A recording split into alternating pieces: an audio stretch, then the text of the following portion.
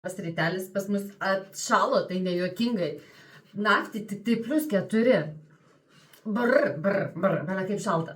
Klausėte, kur dingo vėl Leila. Leila dirba laiminga, patenkinta savo darbelį, nors man daug kas sako, kodėl tu dabar vairuoji tą fūrą, taigi geriau grįžk į Lietuvą ir vairuok autobusą arba taksi. O kodėl jūs nusistatę esate prieš fūrą? Vat dabar aš jums parodysiu visokiausių santraupų, kodėl fūrą fainai visai vairuoti.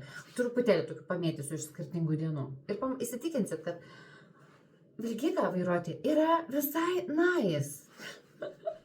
Tada gali nervuotis, tada gali psichuoti, tada gali keiktis, tada gali viena sėdėdama joje ten dainuoti, pat. Ir, pamatysit, kad žinokit, tai yra žiauriai geras dalykas, nes yra dėl ko belet keltis ir 5:30. Taip, dabar 5:30. Ir aš ruošiuosi į darbelį, dėl to, kad reikia išvežti maistelį, o maistelis turi būti pristatytas kuo anksčiau į parduotuvės, kad paskui jūs galėtumėte atvažiavę pirkti ir valgyt. Valgyt ir pirkti.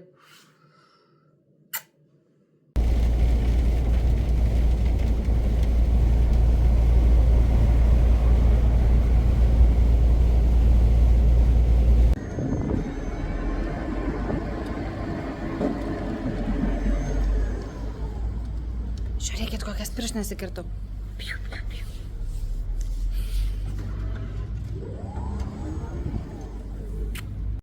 Turiu vieną išsikrovimą šitoje parduotuvėje, kuri vadinasi Mega Madla, bet aš ją vadinu Mega Padla. Aš žinote kodėl? Atspėjote. Dėl to, kad išsikrovimas, rampa, privažiavimas, toks šūdinas. Toks šūdinas. Aš to jums parodysiu, palaukit. Jau girdžiu, kai sakat. Tai rampa nešūdina, jeigu esi višta ir parkuotis nemokom. Bet aš, palaukit, savo kantaplėlius. Bet aš nebūčiau aš, jeigu neįrodyčiau jums savo tiesos. Kad rampa iš tikrųjų yra šūdina. Pasižiūrėkit. Pažiūrėkit, kiek šūdeliukų. Jėzau. Sakiau, kad rampa šūdina. Einam atsidarysim duris. Ir paskui bandysim įvažiuoti. Vargo vakarienė.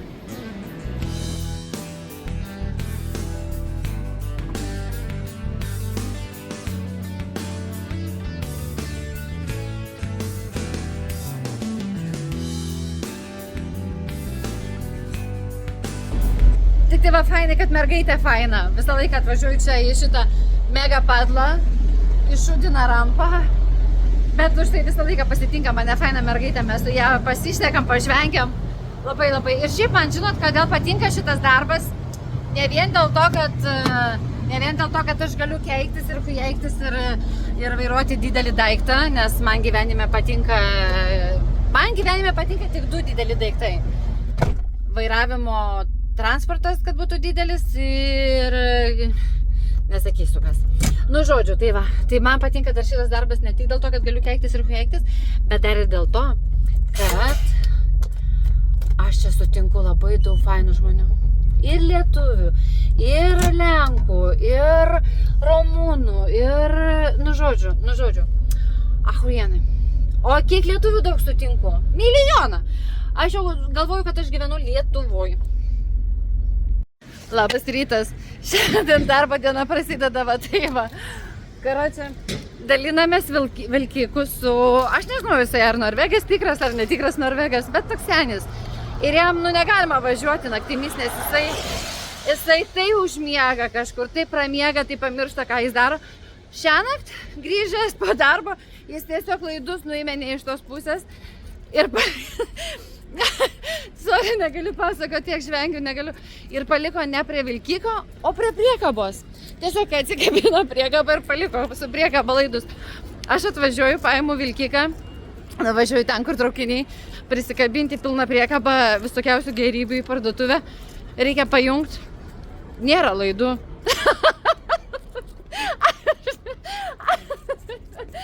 Aš nebegaliu, karočią, aš skambinu šefui, sakau, kažkas nupizdino, sakau, laidus nuo mašinos. Jisai sako, blet, netikiu. Žinai, sako, važiuok, yra gal atsarginių rasi čia pas mus Norteme. Atvažiuoju į Nortemą, skambinu tam dar seniui, Sakau, klausyk, sakau, bet vagis siautėja. Negalim rakto palikti mašinai, nes Pisa laidų nebėra. Jisai sako, tu pasižiūrėk prie priekabos 2992. Jaučiu, sako, pavargęs buvau. Palikau. Ir akurat prie priekabos paliko. Tu pest. Oi, negalima juoktis iš tokių dalykų, nes vaikelį dar nežinau, kas manęs laukia ateiti, ką aš darysiu. Gal iš vis paliksiu vilkiką vidury gatvės ir išeisiu namo ir sakysiu, ką žinau. Tai va, žodžiu, einu susidėsiu laidus ir važiuoju iš naujo. Darbo diena prasidėjo šiandien taip ir kiekvieną dieną viskas nors. Ir kiekvieną dieną dar nebuvo tokios dienos, kad prasidėtų pas mane darbo diena normaliai. Kabinuosi iš naujo priekabą, tik šią kartą jau su laidais. Blet, nuo to lakstymo, nuo to streso rankos jau nuo pačio ryto juodos. Pirmai va taip atidarau, kabintis priekabą. Tuščia, nėra laidų. Oi, mama mija.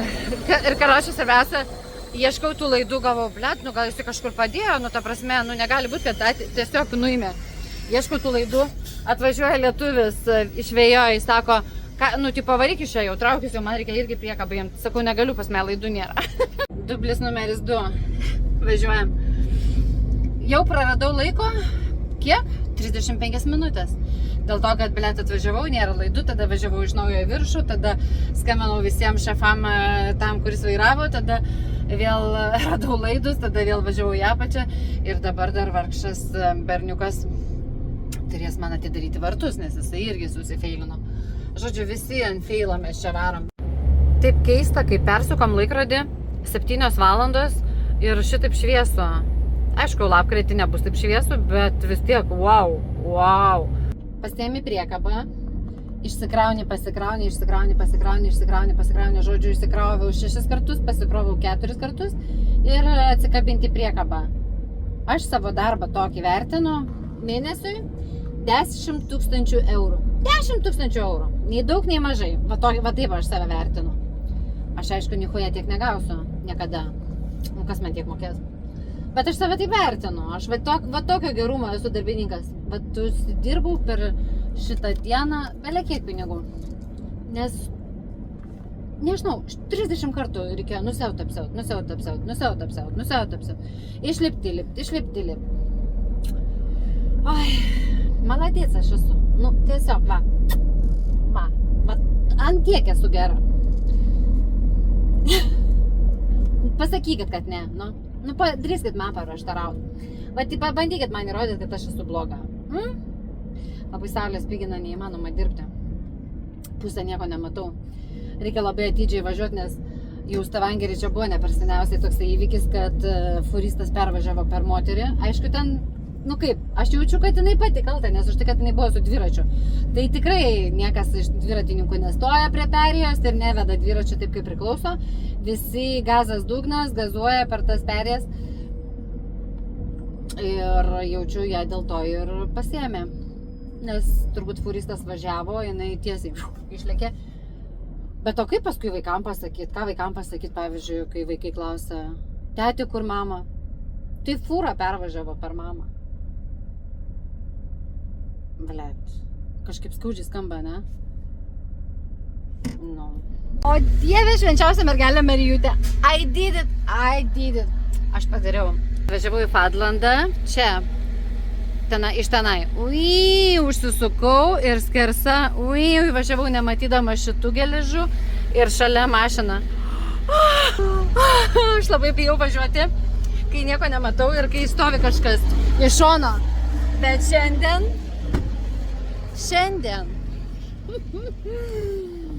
Va. Tai kaip, ta prasme, ir čia to krašto, kai skersai važiuoji, visiškai nesimato, nes gali nusinešti viską. Ir šita mašina, karo čia stovėjo. Ir dar turi atvažiuoti čia taip, užsisukti tai. I did it. Vakar, reiškia, tikra laimė. Kai, blet, pati prisiparkuoji prie rampos tokios, kur galvotum, kad niekada gyvenime neįvažiuosi.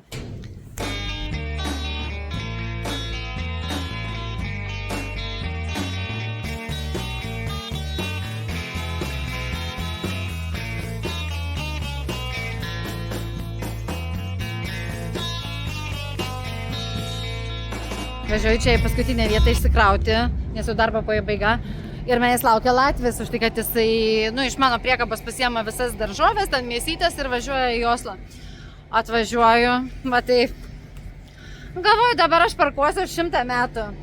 Ir taip sakau, Dieve, būk geras, įtrauk mane, tiesiog paimk ir įtrauk. Ir įtraukė. Iš pirmo karto ir įtraukė. Biški matosi, kad, skersai, ne visai tiesiai, bet iš pirmo karto ir aš tokia galvoju, negalvosiu ir nesakys tas Latvis, kad aš esu debilė, kuri važiuoti nemoka. Nes aš tokia ir esu iš tikrųjų. Aš iš tikrųjų važiuoti nemoku, bet nenuleidžiu rankų, mokinuosi, stengiuosi ir vis tiek tikiuosi. Kažkas juodo, kaip per ant rankų, taip per ant snukio. Nosis net raudona visai nuo šalčio. Tai va, stengiuosi, nenuleidžiu rankų ir tikiuosi, kad po kokio mėnesio kito aš mokėsiu važiuoti. Kaip jie visi mokėsiu.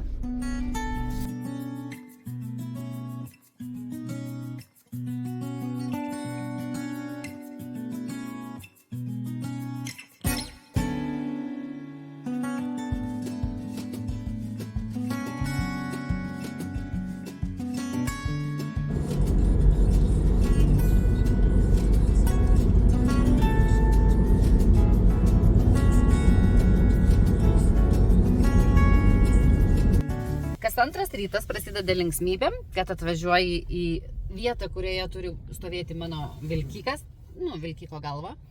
Jo nerandi. Dėl to, kad mes dalinamės šitą galvą dviese per pusę, vienas važiuoja dieną, kitas važiuoja naktį. Ir tas, kas važiuoja naktį, dažniausiai būna, kad jisai kažkur prapuola ir kai atvažiuoja į 7 valandai startuoti, negali startuoti. Shall we begin?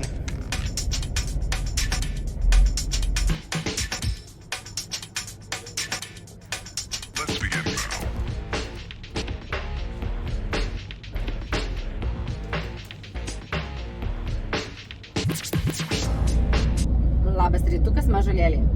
Praėjo spalis, praėjo panika, ramybė, žinom ką daryti, nėra jokios stresiukų, jokios panikos, viskas. Tikiuosi susitvarkysiu viskas dabar, visą mitybą, plaukybą, viskas, nes čia man biškino streso. Ir plus kilogramai, ir plaukai biški pabėgo, bet sako visi, kad plaukai pabėgo dėl koronos, nes persirgau koroną, bet gali būti, kad ir nuo streso. Tačiau įvažiuojam į naują mėnesį. Ir ką šį mėnesį? Šį mėnesį padirbsim maks savaitikę, ne? Toks gyvenimas mažuliai. Nes kuo daugiau dirbi, tuo mažiau uždirbi. Reikia dirbti mažai, kad džiaugtųsi visi aplamai.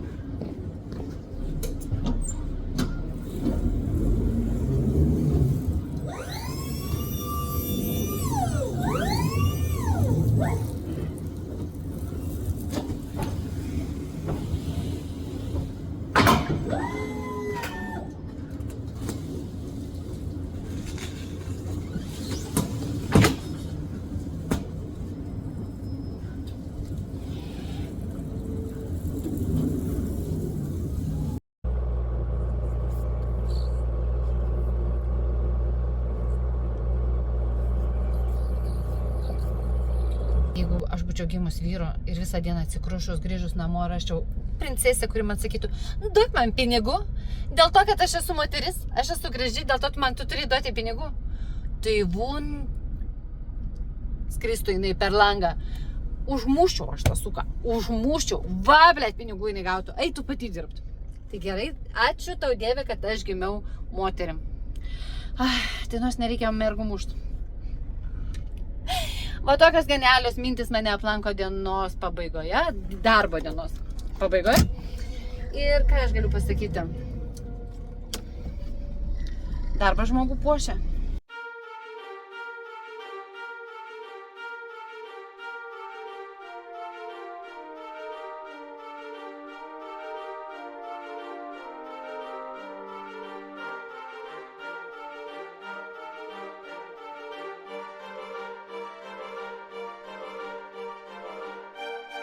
Gaidys, vadyba irgi gaidys.